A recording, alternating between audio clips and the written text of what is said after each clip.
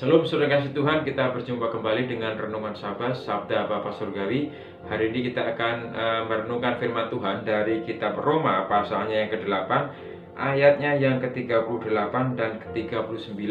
Demikian firman Tuhan, sebab aku yakin bahwa baik maut maupun hidup, baik malaikat-malaikat maupun pemerintah-pemerintah, baik yang ada sekarang maupun yang akan datang, atau kuasa-kuasa baik yang di atas maupun yang di bawah, ataupun suatu makhluk lain tidak akan dapat memisahkan kita dari kasih Allah yang ada dalam Kristus Yesus Tuhan kita. Saudara kasih Tuhan, tema firman Tuhan hari ini adalah tak terpisahkan dari kasih Allah. Tidak ada yang dapat memisahkan kita, tidak ada yang dapat memisahkan orang percaya dari kasih Allah.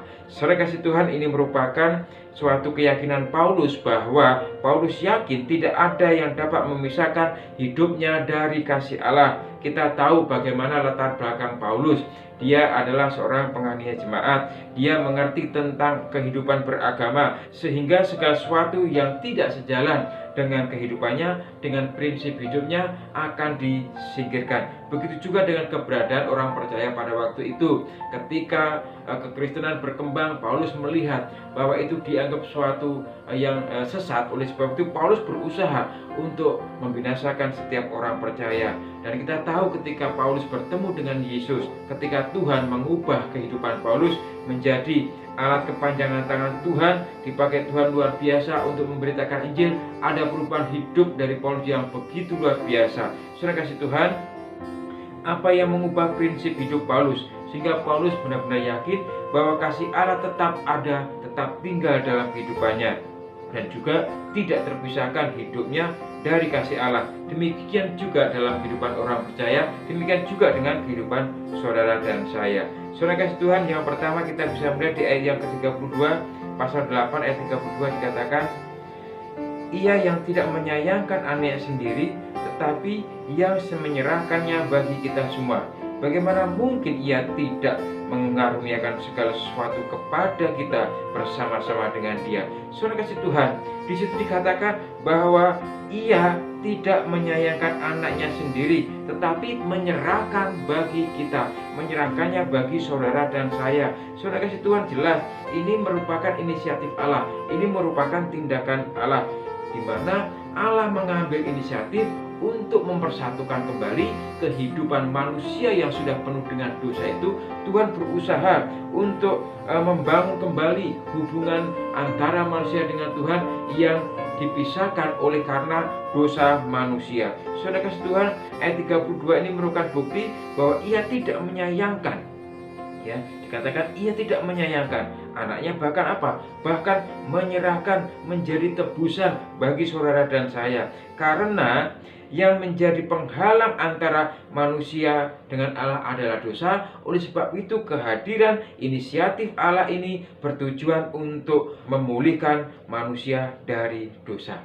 Hanya Tuhan yang mampu menyelesaikan dosa manusia. Saudara kasih Tuhan, jelas di sini ada pengorbanan Allah yang Tuhan lakukan untuk manusia. Salib Kristus adalah bukti pengorbanan Allah untuk manusia, untuk memulihkan kehidupan manusia. Saudara kasih Tuhan, dan dampak dari pengorbanan Allah, dampak dari inisiatif Allah itu, dampak dari kasih Allah, dampak pemulihan yang dilakukan oleh Allah itu, ternyata kita bisa melihat di ayat 33. Siapa yang akan menggugat orang-orang pilihan Allah?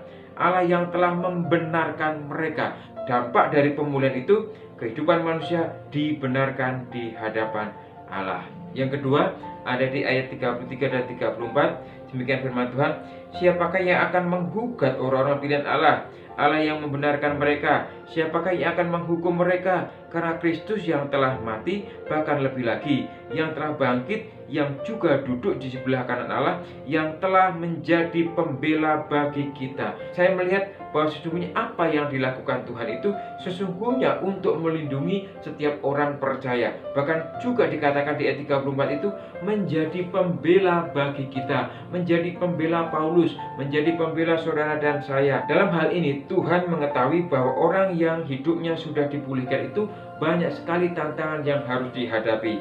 Apa saja tantangan hidup itu? Kita bisa melihat di ayat yang ke-35 dikatakan, siapakah yang memisahkan kita dari kasih Kristus? penindasan, kesesakan, atau penganiayaan, atau kelaparan, atau ketelanjangan, atau bahaya, atau pedang. Rupanya ini tantangan yang dihadapi oleh orang percaya, tantangan yang dihadapi oleh orang yang sudah dipulihkan. Ada penindasan, kesesakan, penganiayaan, kelaparan, ketelanjangan, ataupun pedang. Oleh sebab itu Tuhan mengaruniakan sesuatu. Di ayat 32 dikatakan, Ia yang tidak menyayangkan anaknya sendiri, tetapi Ia menyerahkan bagi kita semua. Bagaimana mungkin Ia tidak mengaruniakan segala sesuatu kepada kita bersama-sama dengan Dia? Rupanya saudara kasih Tuhan, untuk bisa mengatasi segala persoalan itu, Tuhan mengaruniakan, memberikan sesuatu, yaitu apa? Yaitu firman Tuhan, yaitu firman Allah yang tertulis, yaitu Alkitab. Dan juga Tuhan memberikan Roh Kudus-Nya yang tinggal di dalam hati orang percaya, sehingga orang percaya dimampukan untuk menghadapi setiap tantangan dalam kehidupannya. Kita mengetahui peranan Roh Kudus dalam kehidupan orang percaya, di mana Roh Kudus tinggal di dalam kehidupan kita.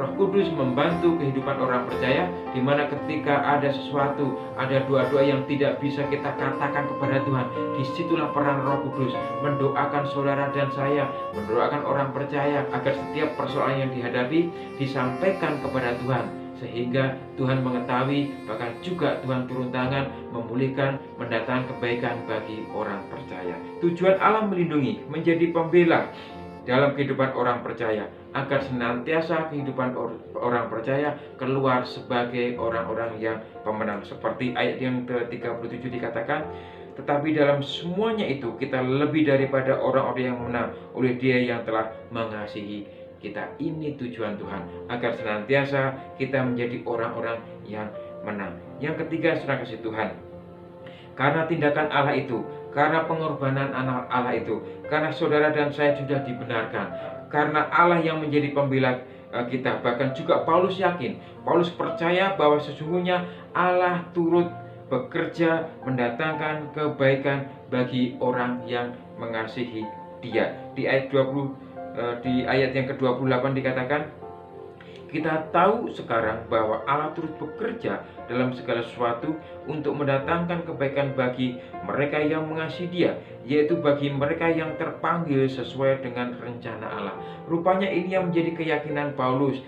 Paulus yakin bahwa tindakan Allah, inisiatif Allah melindungi, bahkan juga membawa orang-orang percaya agar senantiasa hidup dalam berkemenangan. Rupanya di situ Tuhan turut bekerja mendatangkan kebaikan. Ini merupakan bentuk perhatian Allah, konsisten Allah atas inisiatif Allah yang mengambil keputusan untuk mempersatukan kembali hubungan antara manusia dengan Dia, memulihkan kembali kehidupan manusia berdosa sehingga layak di hadapan Tuhan. Saudara kasih Tuhan, inisiatif Allah yang memulihkan kehidupan manusia berdosa itu, ini merupakan kesempatan, merupakan peluang yang Tuhan berikan kepada manusia, sehingga rencana Allah digenapi dalam kehidupan orang percaya, seperti ayat yang ke-28. Dan juga gambar Allah yang telah rusak itu dipulihkan kembali menjadi serupa dengan gambarnya, yaitu gambar Allah sendiri. Ada di ayat yang ke-29. Bahkan juga di ayat 30, agar senantiasa kehidupan orang percaya yang telah ditebus itu dipulihkan kembali, diberikan yang terbaik oleh Tuhan. Kesimpulan hari ini, saudara kasih Tuhan, tidak ada yang dapat memisahkan kita dari kasih Allah, karena Allah sendiri yang bertindak memulihkan kehidupan manusia berdosa. Karena Allah melindungi saudara dan saya, melindungi setiap orang percaya, agar senantiasa dimampukan menghadapi setiap tantangan hidup yang muncul dalam kehidupan kita. Dan karena Allah turut bekerja mendatangkan kebaikan bagi orang percaya, bagi saudara dan saya, tundukkan hati kita di hadapan Tuhan. Kami bersyukur Tuhan buat kasih setiamu. Biarlah iman percaya kami terus bertumbuh di dalam Engkau, karena kami percaya Tuhan bahwa apa yang saat ini terjadi dalam kehidupan kami, ini semua karena anugerah Allah. Tuhan telah memulihkan kehidupan kami, sehingga kami dilayakkan untuk menjadi orang-orang yang ditebus, orang-orang yang dikasihi oleh Tuhan. Terima kasih Tuhan buat anugerah-Mu yang Tuhan berikan pada kami saat ini. Terima kasih Bapa. Inilah doa dan harapan kami dalam Kristus Yesus, kami mengucap syukur dan berdoa. Saudara kasih Tuhan, kiranya kebenaran firman Tuhan ini memberkati kita semua. Selamat beraktivitas, kiranya Tuhan memberkati. Amin. Shalom, saudara yang diberkati Tuhan. Alhamdulillah, Bapak Ibu semua diberkati dengan kebenaran Tuhan melalui program Jabas. Bapak Ibu bisa like, subscribe, maupun komen, dan juga bisa di-share kepada saudara kita seiman